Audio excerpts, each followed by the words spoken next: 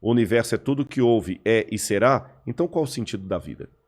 Tem que ter algo fora do universo para conferir sentido ao universo. Se não houver uma física fora do livro de física, nenhuma fórmula dele tem sentido. Se não houver um sistema de crédito fora do cartão de crédito, ele não tem sentido. Se eu levar um cartão de crédito para a Idade Média, ele não vai fazer nada. Porque o sentido dele está fora dele. Então o universo, para funcionar, para ter sentido, tem que ter algo fora dele. Aí que eu peço licença para trabalhar com a hipótese de Deus. E Deus, ele estabelece leis para a organização do universo. Quando essas leis são quebradas, muito caos acontece. E as pessoas têm que entender o seguinte: o mal, nesse sentido, é semelhante ao frio e às trevas para a física. Você sabe que o frio não existe, né? É a ausência de A calor. ausência de calor. Também não existem trevas, é a ausência de luz. Também não existe mal, existe a ausência de Deus. Assim como a ausência de calor traz a sensação do frio, assim como a ausência de luz traz a sensação do escuro, a ausência de Deus traz a sensação do caos. E quando a humanidade quebrou as leis de Deus, ela optou por viver sem Deus, desde os primórdios. E viver sem Deus é viver no caos, é a morte eterna. Mas muitos da humanidade não queriam morrer. O nosso próprio genitor, o nosso ancestral, não queria morrer. O Gênesis mostra lá Adão tentando se cobrir com folhas de figueira, porque ele não queria ficar nu, nem Eva. Aí entra o detalhe que Paulo vai fazer uma análise soteriológica maravilhosa. Se você pisar na bola comigo, eu posso... Não, Vilela, perdoa, tudo bem, não tem problema não. Mas no caso de Deus, não basta falar perdoa. A história de Deus seria semelhante a de um rei que colocou no reino dele a seguinte regra: se alguém for apanhado roubando, vai ter os 2 olhos arrancados. Ninguém roubava. Você podia dormir com a porta aberta, não tinha cadeado, a delegacia ficava vazia, porque ninguém roubava, ninguém queria ter os olhos arrancados. Um dia os guardas trouxeram um rapaz que tinha acabado de roubar. Tinha que arrancar os olhos dele, mas esse rapaz era o príncipe, era o filho do rei. Que dilema, Vilela. O que o rei faria? Imagina, se ele manda arrancar os olhos do filho, ele não vai ter misericórdia nem do filho.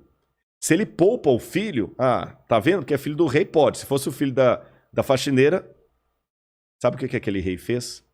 A palavra de rei não pode voltar atrás, nem para o seu filho, senão ele vai ser um camarada corrupto. Se o governador pega uma lei estadual e, no caso do filho dele, ele deixa passar em branco, você chama esse camarada de corrupto. Então esse rei não poderia, a palavra de rei não volta atrás. Como rei, ele não poderia mudar a lei, tinha que arrancar os olhos. Mas como pai, ele não podia arrancar os olhos do filho. Aquele rei sábio falou o seguinte: eu vou perdoar você, meu filho, mas eu não posso voltar atrás e quebrar as minhas leis. São 2 olhos que a lei requer pelo seu furto, 2 olhos a lei terá.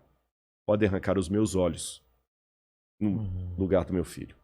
É aí que a segunda pessoa da divindade, que o credo cristão chama de Jesus, estando em pé de igualdade com Deus, ele assumiu a forma de filho de Deus.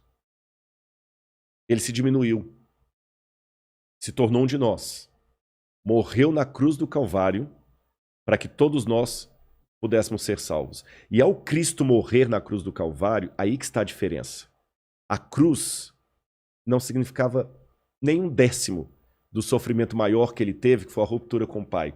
Quando ele falou em aramaico, Elahi, Elahi, lama sabachthani, Deus meu, por que me desamparaste? O Cristo estava ali naquele momento rompendo com o Pai, rompendo com a divindade.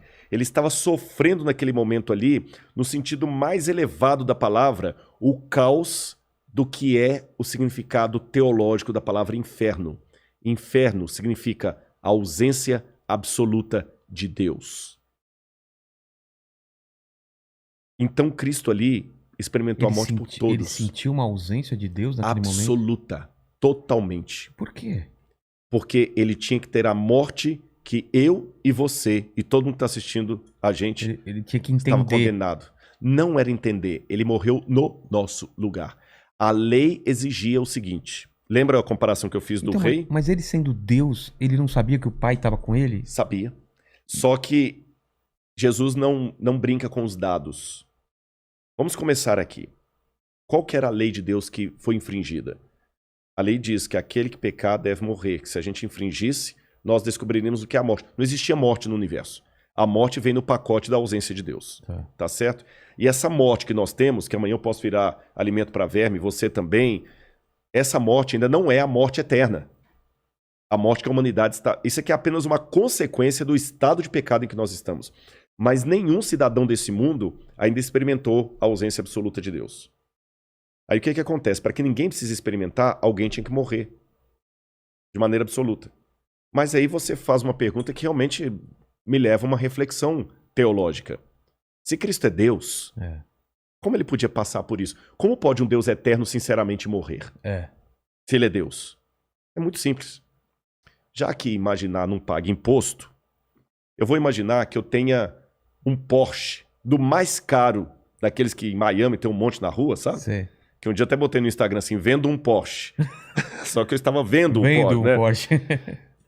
Se eu tivesse um Porsche do mais caro do mundo, você me vê com um carro passando aqui na rua e tudo, pô, que carrão, Rodrigo, pô, cara, massa demais e tudo e tal. Aí um belo dia, você me vê subindo aqui no condomínio, a pé, conversando com o Mandíbula. Tá. Aí você fala assim, pô, Rodrigo, cadê o Porsche? Tá na garagem. Por quê? É porque o Mandíbula, por alguma razão, vou criar aqui, viu, Mandíbula? Tá. Ele tá com um problema aí, coitado, ele foi abusado na infância. Ô, louco! Foi dentro de um carro. Podia ter criado outro. Mas tudo bem, já que foi criado esse problema. Mas, enfim, ele não entra dentro de carro. Ele tem um problema, uma fobia. Mas ele precisa caminhar comigo aqui no condomínio para trazê-lo até aqui. Então, o único jeito que eu tive de vir com ele até aqui é deixando o meu carro na garagem. Aí você vira e fala assim, pô, Rodrigo, não faz sentido isso não, cara. Se você tem o Porsche, você tem que andar de Porsche. Não. Se eu sou dono do Porsche, ele escolhe. Eu sou dono bastante para usá-lo ou não. Então vamos a algumas definições aqui. Eu perdi o meu carro? Não. Eu continuo proprietário de um carro? Sim. Mas eu estou de fato andando com o Mandíbula ou estou fingindo que estou andando com ele? Não, você está andando. Estou andando com ele. Cristo, diz o apóstolo Paulo, ele se esvaziou da sua divindade. É esse o termo que Paulo usa. Filipenses 2, verso 5. Tenham em vocês o mesmo sentimento que houve em Cristo Jesus, porque ele, existindo por toda a eternidade, na forma de Deus, em forme tuteu, como diz em grego, ele não julgou como usurpação ficar agarrado ao fato de ser igual a Deus. Antes, a si mesmo se esvaziou, kenosis em grego. É como você pega um balão e ele murcha. Se esvaziou, assumindo a forma de servo. E na forma de servo, sendo reconhecido em figura humana e aceitando a morte e morte de cruz.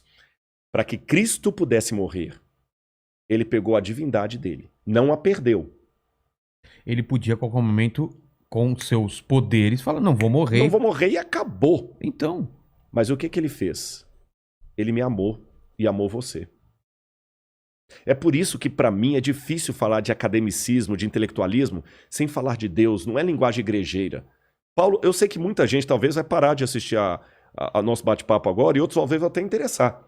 Agora que começou a entrar com o negócio de Bíblia, de Deus, pô, eu prefiro que você entreviste aí outro que fale de política. Você tá entendendo? Mas eu digo, Paulo também passou por isso, que Paulo era um cara intelectual. Quando ele estava falando em Atenas, o pessoal ficou, pô, caraca. E depois eu vou querer voltar ainda para Jesus, que eu tenho umas perguntas. Beleza. Tá.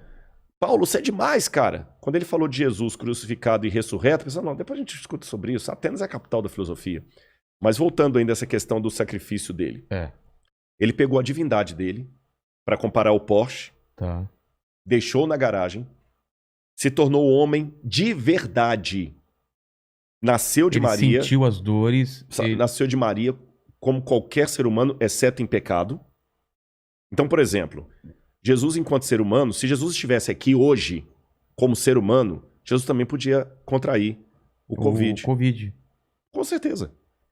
Se eu pegasse ele estava sujeito um pedaço de pau e batesse no braço de Jesus, ia quebrar o braço de Jesus. Ele ia sentir essa dor. Ele ia sentir essa dor de verdade.